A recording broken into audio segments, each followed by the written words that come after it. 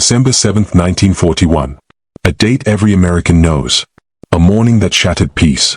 A surprise attack that transformed the United States from a nation hoping to avoid another world war into the most powerful military force on earth. But here's the question history rarely asks.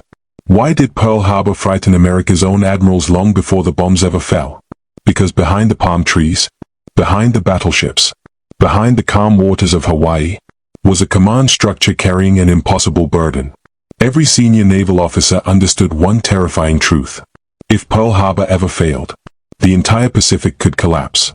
And at the center of that responsibility stood one man in Washington, President Franklin Delano Roosevelt. Before the attack made him America's wartime leader, he was already preparing for a conflict that many citizens desperately hoped would never come. This is the story of why Pearl Harbor Command became America's greatest military gamble, and how Roosevelt transformed one of the nation's darkest defeats into the beginning of ultimate victory. To understand why Pearl Harbor became so important, we have to travel back to the uneasy years before World War II. The United States was still haunted by the memory of the First World War. More than 100,000 Americans had died fighting in Europe. Millions believed the country had been dragged into someone else's conflict. The message across America was simple. Never again. Congress passed neutrality laws.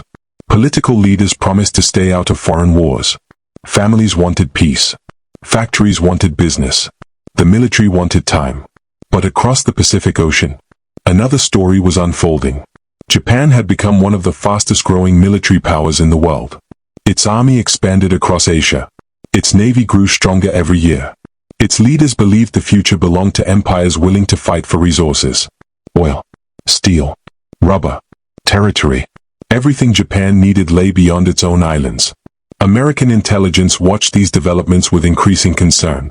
Every new Japanese cruiser, every aircraft carrier, every naval exercise was carefully recorded. Inside the U.S. Navy, senior officers began asking uncomfortable questions. If war ever came, where would America stop Japan? The answer kept pointing to one location. Pearl Harbor. Located on the island of Oahu, Pearl Harbor wasn't simply another naval base. It was America's shield in the Pacific. More than 2,000 miles from California, it allowed the U.S. Navy to project power deep into the Pacific Ocean. Battleships could refuel there. Destroyers could repair there. Submarines could operate from there. Aircraft could defend it. Everything depended on Pearl Harbor remaining secure. Without it, America would have to operate from the West Coast. That meant thousands of extra miles for every mission, every convoy, every patrol, every battle. Military planners understood the consequences immediately. Lose Pearl Harbor, and Japan would gain enormous freedom across the Pacific. That possibility terrified naval commanders. During the late 1930s, Roosevelt quietly strengthened America's military. Publicly, he still spoke about peace. Privately, he believed another world war was becoming increasingly likely. Unlike many politicians, Roosevelt closely followed naval affairs. He had served as Assistant Secretary of the Navy during World War I. He understood ships. He understood logistics. Most importantly, he understood geography. Maps covered tables inside the White House. The Pacific wasn't just an ocean. It was a battlefield waiting to happen. Roosevelt approved larger naval budgets. New destroyers, new cruisers, new aircraft carriers, new aircraft. American shipyards suddenly became busier than they had been in decades. Some citizens questioned the spending. Why build more warships during peacetime? Roosevelt rarely answered directly. Instead, he continued preparing.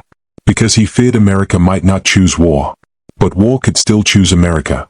Inside Pearl Harbor, life appeared almost peaceful. Battleships lined the docks.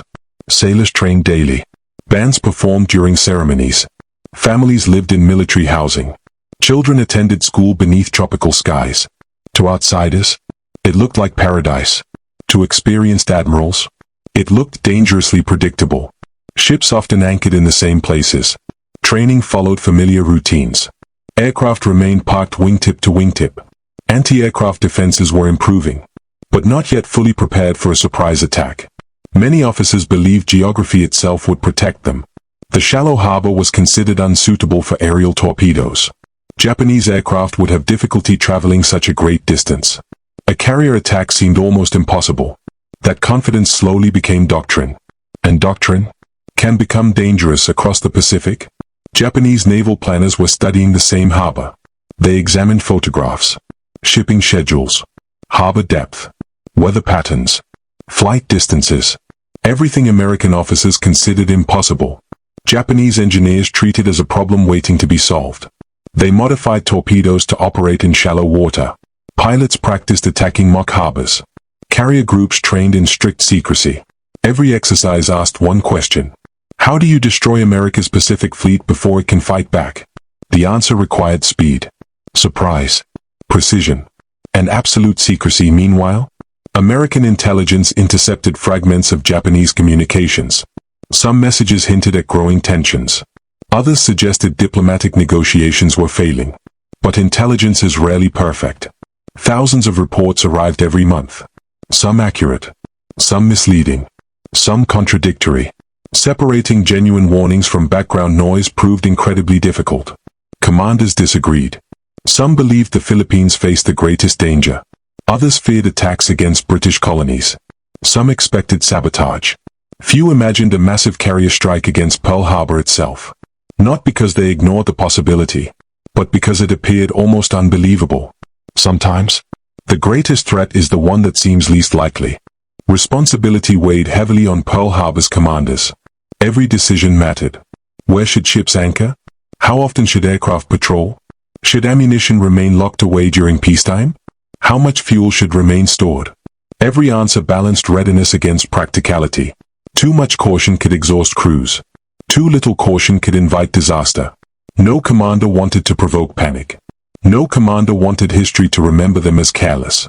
Yet history rarely announces when its greatest test is about to begin. By late 1941, the Pacific had become a chessboard. Japan continued expanding. American economic sanctions tightened. Oil shipments slowed. Diplomatic meetings continued. But trust disappeared. Both nations watched each other carefully. Both prepared for possibilities they hoped to avoid. Roosevelt faced enormous pressure. Many Americans still opposed entering another war.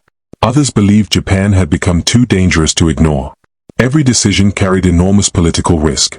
Strength could provoke conflict. Weakness could invite aggression. There were no easy answers. Only difficult choices. Far from Washington, the sailors stationed at Pearl Harbor had little idea how quickly history was approaching. Most worried about inspections, training, letters from home, weekend liberty. Christmas was only weeks away. The harbor looked calm. The water reflected the Hawaiian sun.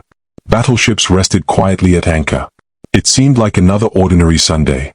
But beyond the horizon, hidden by thousands of miles of ocean, an armada was already moving.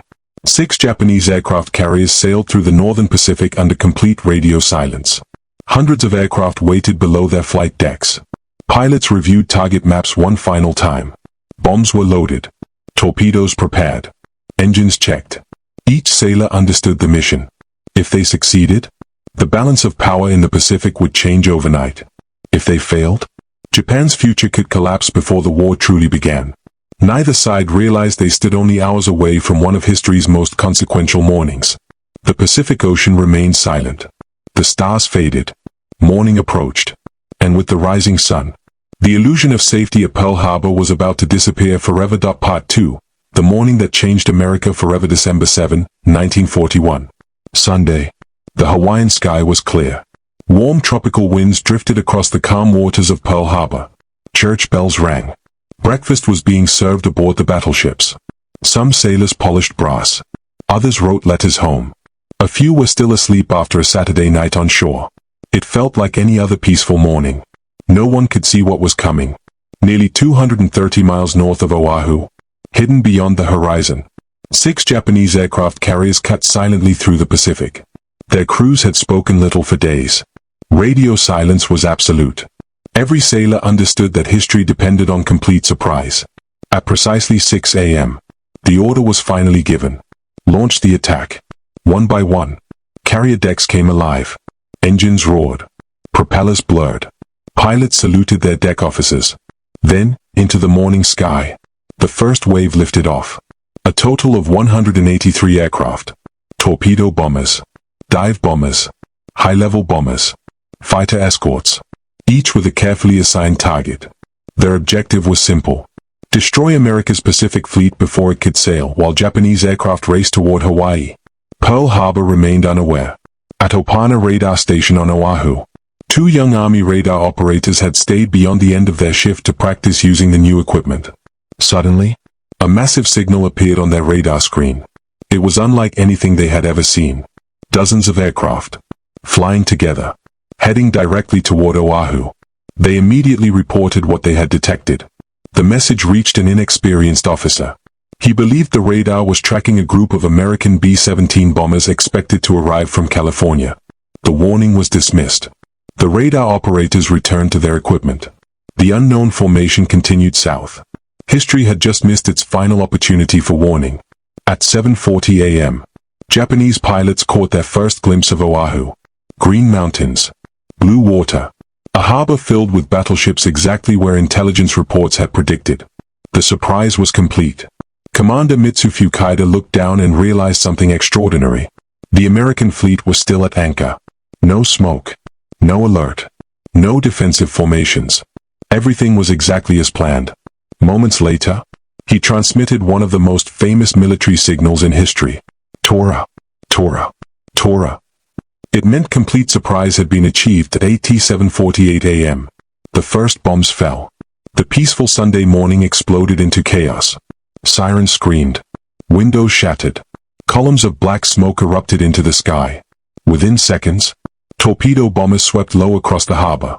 They released specially modified torpedoes designed to run in Pearl Harbor's shallow waters. The very obstacle many American planners believed made such an attack impossible had been overcome. Steel tore apart. Water erupted around the battleships. Massive explosions echoed across the harbor. Sailors who had been eating breakfast only moments before found themselves fighting for survival. The battleship USS Oklahoma was struck repeatedly.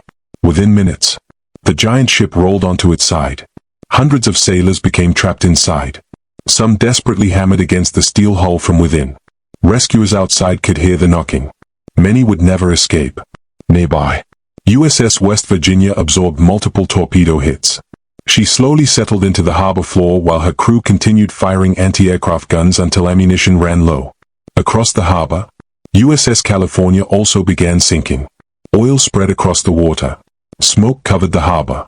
The Pacific Fleet was being crippled before many crews even understood what was happening. Then came one of the attack's most devastating moments. The battleship USS Arizona. A bomb pierced her forward deck. It plunged deep into the ship, into the ammunition magazine. For one brief second, nothing happened. Then, a catastrophic explosion ripped through the vessel. The blast was so violent that it lifted thousands of tons of steel into the air.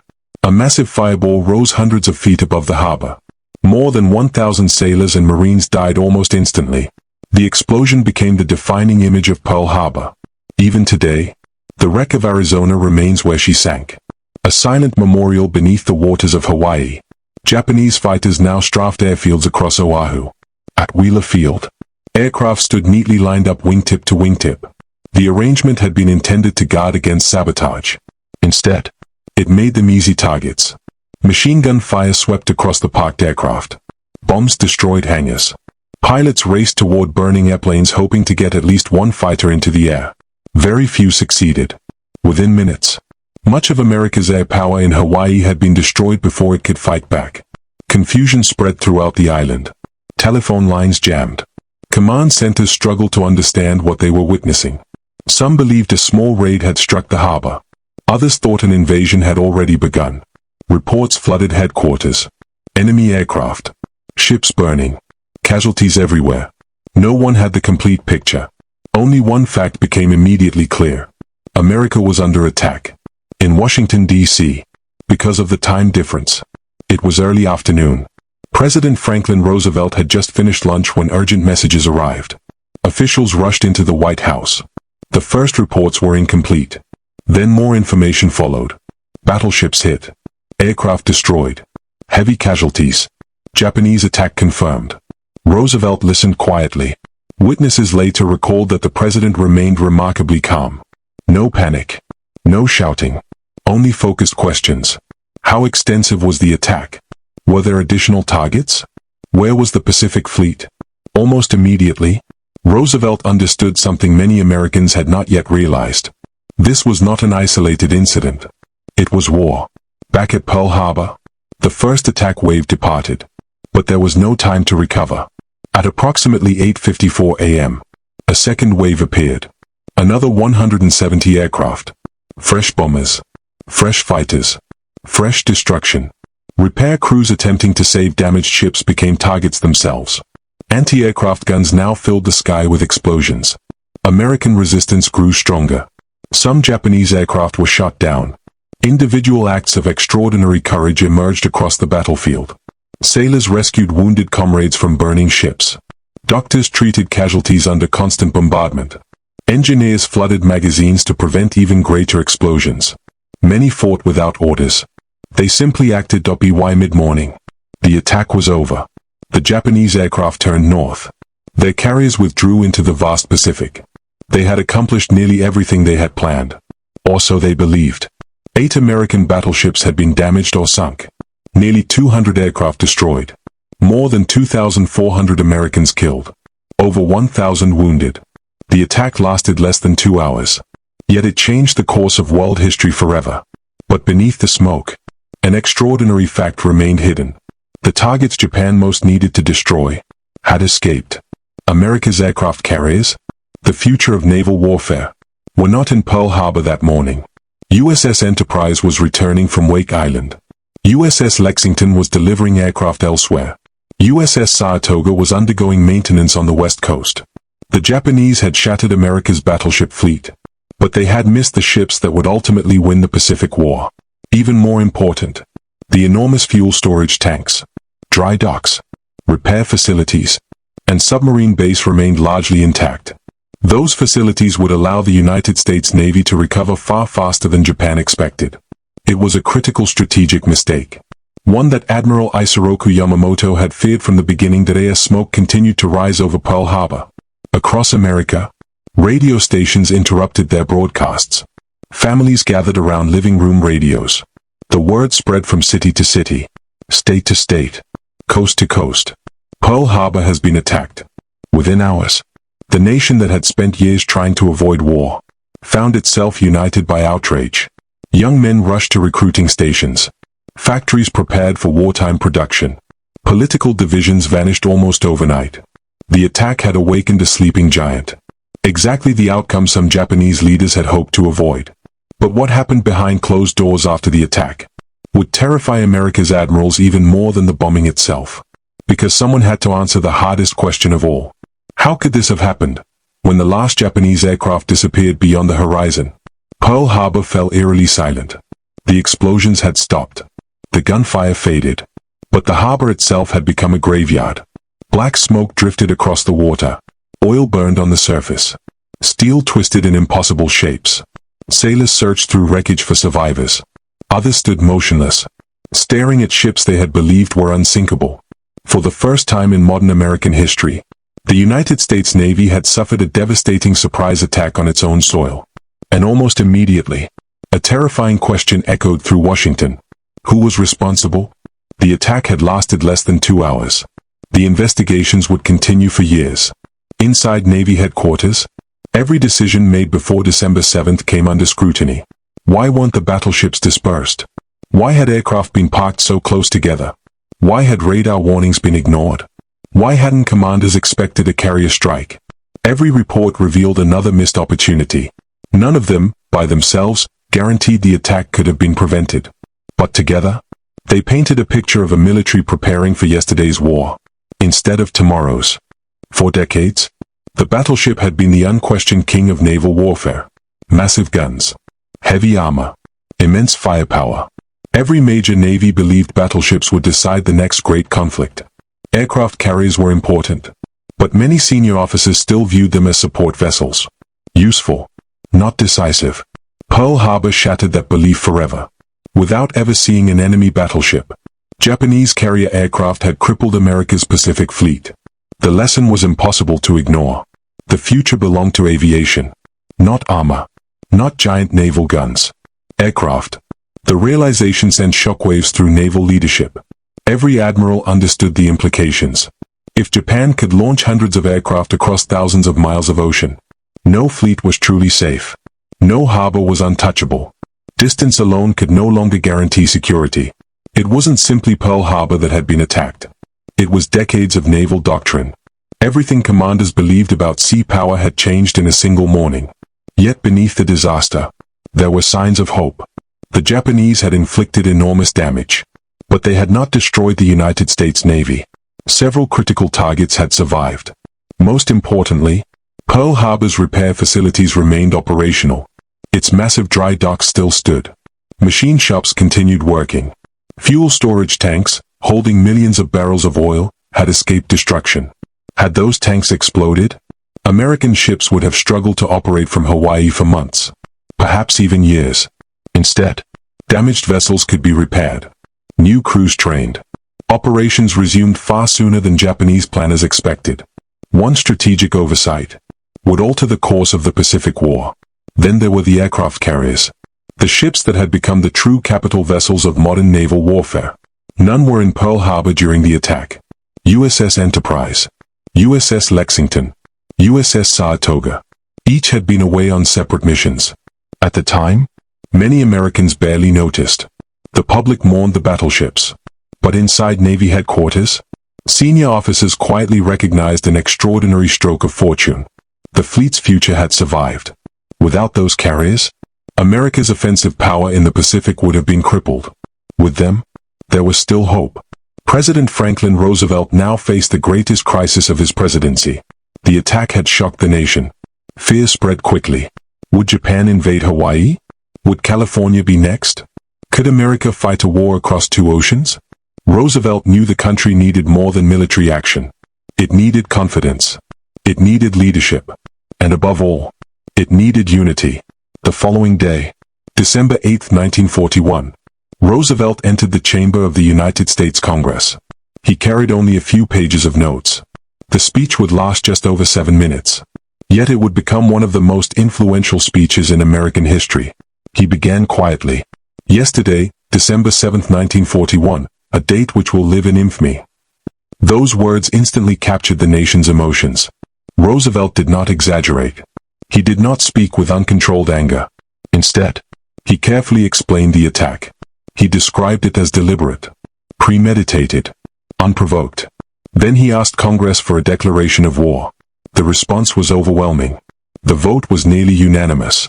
America was officially at war with Japan. Within days, Germany and Italy declared war on the United States. What had begun at Pearl Harbor had become a global conflict. Across the country, everything changed. Factories that once built automobiles now produced tanks. Civilian aircraft plants began manufacturing bombers. Shipyards operated around the clock. Women entered industrial jobs in unprecedented numbers. Scientists accelerated research. Universities trained engineers. Railroads carried troops instead of tourists. The American economy transformed into what President Roosevelt called the arsenal of democracy. No nation in history had ever mobilized on such a scale. The numbers were staggering. Thousands of aircraft, hundreds of warships, millions of rifles, billions of rounds of ammunition. Every month, American production increased. Shipbuilders developed new assembly techniques. Entire cargo ships were completed in weeks instead of months. Aircraft carriers entered service faster than any enemy expected. What Japan had hoped would be a crippling blow instead ignited an industrial giant. Military strategy also changed. Before Pearl Harbor, American planners had emphasized defending distant bases. Now, the objective became far more ambitious. Take the fight across the Pacific. Island by island, airfield by airfield, harbor by harbor. The Navy developed fast carrier task forces capable of striking almost anywhere. Submarines targeted Japanese shipping. Marine divisions trained for amphibious assaults. Every lesson learned at Pearl Harbor shaped future operations. Mistakes paid for in blood became doctrine. The commanders who survived Pearl Harbor carried those lessons with them. Many never forgot the smoke, the burning ships, the desperate rescue efforts. For them, Pearl Harbor wasn't merely a military defeat. It was a permanent reminder that complacency could destroy even the strongest fleet. Training became more rigorous. Intelligence sharing improved. Radar networks expanded. Aircraft patrols increased. No commander wanted to experience another Pearl Harbor. Historians still debate whether the attack could have been prevented. Some argue earlier warnings should have been recognized. Others believe the Japanese operation was simply too well planned. The truth likely lies somewhere in between. War rarely depends on a single mistake. Instead, it emerges from dozens of small decisions, assumptions, miscommunications, human errors. Each one appears insignificant, until history connects them. For America's admirals, that realization was perhaps the most frightening lesson of all. They had not been defeated because their sailors lacked courage. The sailors fought bravely. Many gave their lives trying to save their ships. The defeat came because modern warfare had evolved faster than many leaders realized. Pearl Harbor exposed that painful truth before the United States fought its greatest battles. And because of that painful lesson, America entered the rest of World War II wiser, stronger, and more determined than ever before. But the greatest irony of Pearl Harbor was still to come. The attack that Japan believed would eliminate the United States from the Pacific would ultimately guarantee America's rise as the world's dominant naval power. The morning after Pearl Harbor, America was wounded.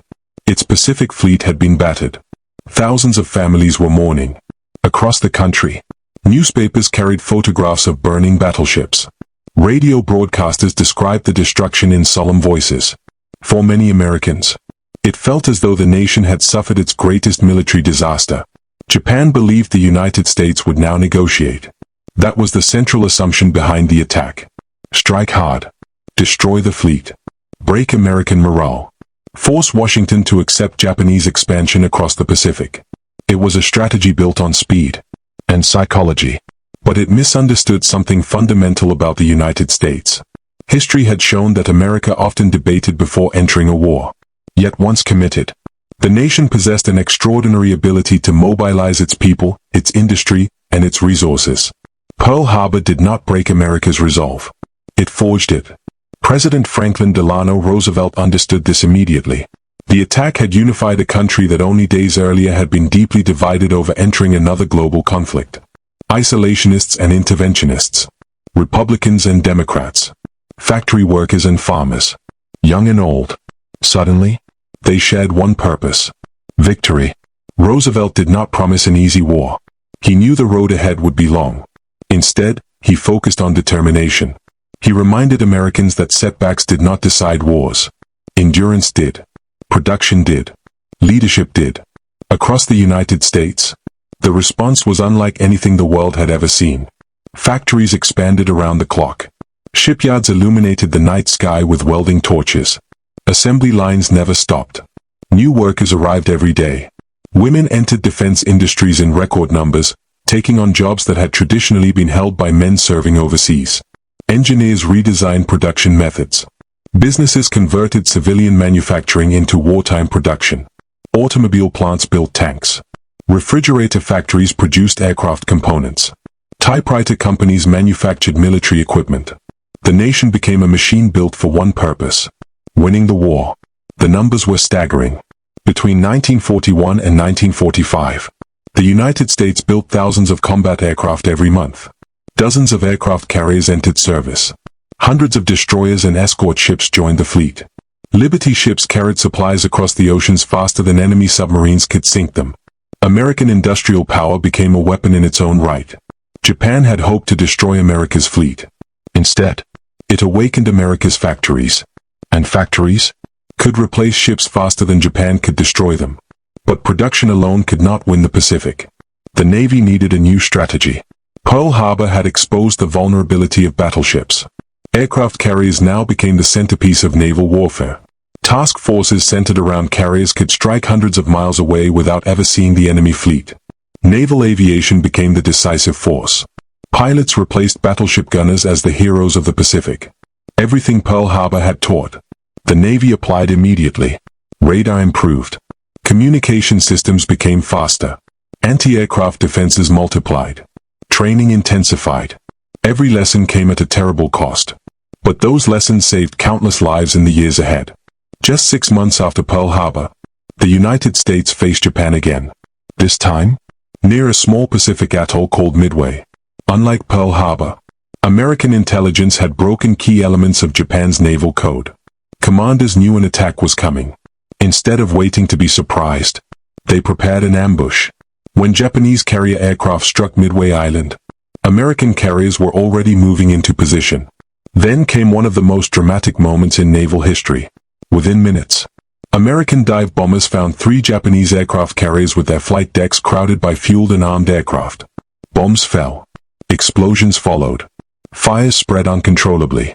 Soon, a 4th carrier was also lost. The Japanese Navy suffered a devastating blow. The same weapon that had crippled Pearl Harbor, the aircraft carrier, now turned against its creators. Midway marked the turning point of the Pacific War.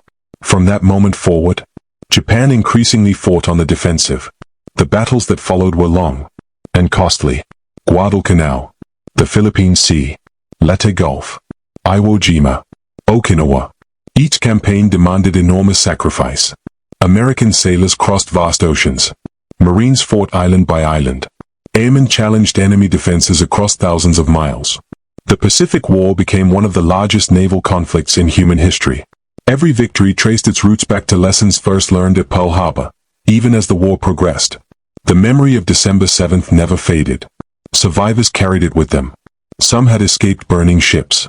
Others had watched close friends disappear beneath the water. Many returned to Pearl Harbor years later, not to relive the battle, but to honor those who never came home.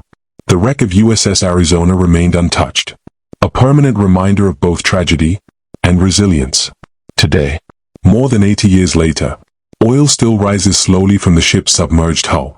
Visitors sometimes call them the black tears. Tiny droplets emerging from a battleship that continues to remember. Historians continue debating Pearl Harbor. Could it have been prevented? Should warnings have been recognized sooner? Were commanders too confident? Did technology outpace military thinking? These questions remain important, because history is not only about victories. It is also about understanding failure. Pearl Harbor reminds us that nations are strongest not when they believe themselves invulnerable, but when they are willing to learn. Perhaps the greatest irony of the entire attack was that Japan achieved a brilliant tactical victory and a catastrophic strategic defeat. The attack destroyed ships, but not America's ability to build more. It killed thousands, but united millions. It damaged a fleet, but awakened an industrial and military power unlike any the world had ever seen. Admiral Isoroku Yamamoto reportedly feared that attacking the United States would awaken a formidable opponent rather than eliminate one. Whether every famous quote attributed to him is authentic remains debated by historians, but his strategic concern was unmistakable. He understood America's vast industrial capacity. He knew Japan could win battles. He was far less certain it could win a long war. That fear proved well-founded. For President Roosevelt, Pearl Harbor became the defining challenge of his presidency. He had inherited a nation determined to avoid another world war. Now he led that same nation through its greatest military mobilization. His leadership was not measured only by speeches. It was measured by decisions, by alliances, by production, by perseverance during years of uncertainty. Roosevelt never saw the final victory. He died in April 1945, just months before the war ended. But the transformation he helped guide had already reshaped the world. Today, Pearl Harbor is remembered as both a warning and a testament. A warning against complacency, a reminder that assumptions can be dangerous, and a testament to the resilience of those who refuse to surrender after disaster. The harbor that once symbolized America's greatest naval defeat now stands as a symbol of remembrance, service, and renewal. Because history rarely remembers nations for the blows they suffer. It remembers them for how they rise afterward. And in the case of Pearl Harbor, the attack that terrified every admiral ultimately revealed something even more powerful. Not the strength of America's battleships, but the strength of its people. Fade to black. Before we uncover one of the most shocking military failures in American history, take a moment to subscribe. If you're fascinated by World War II, forgotten battles, military strategy, and the untold stories that shaped history, this channel is for you. We publish cinematic documentaries that bring history to life with powerful storytelling and meticulous research. Now, let's go back to the morning that changed America forever more than 8 decades later. The echoes of Pearl Harbor still remind us that history can change in a single morning. It teaches us that preparation matters, leadership matters, and resilience can turn even the darkest defeat into the beginning of ultimate victory. If you enjoyed this documentary and want more cinematic stories about World War II, America's greatest military operations, and the moments that changed history forever, make sure to subscribe and turn on notifications so you never miss an episode. If this documentary taught you something new, leave a comment below telling us what moment surprised you the most. Thank you for watching. And until next time, remember the past, because history is never as far away as it seems.